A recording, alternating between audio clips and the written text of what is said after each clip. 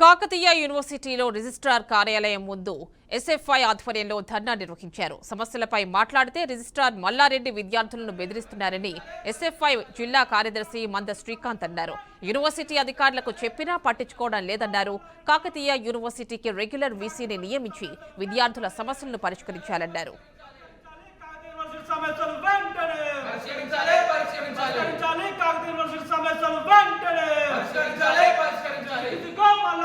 ఈరోజు ఎస్ఎఫ్ఐ ఆధ్వర్యంలో కాకతీయ యూనివర్సిటీలో కామన్ మెస్ సందర్శించి ఈరోజు రిజిస్టర్ కార్యాలయం ముందు ధర్నా జరిగింది. ఎందుకంటే common mess boys common mess చూసుకుంటే ఒక నెల రోజుల నుంచి నెల 2 నెలలు ఉండాలి. టిఫిన్ కానీ లేకపోతే మధ్యాహ్నం భోజనం కానీ సాయంత్రం ఆ భోజనం కానీ 3 పూటల అంటే 9 గంటలకు 2 గంటలకు 9 మళ్ళీ రాత్రి 9 గంటలకు 9:30 కాకముందు కూడా అయిపోయిన సందర్భాలు. గతంలో ఈ సమస్యలపై వీసీ గారికి రిజిస్టర్ గారికి ఆశారెడ్డి గారికి కేర్ టేకర్లు చెప్పినా కూడా ఎవరు కూడా స్పందన లేదు.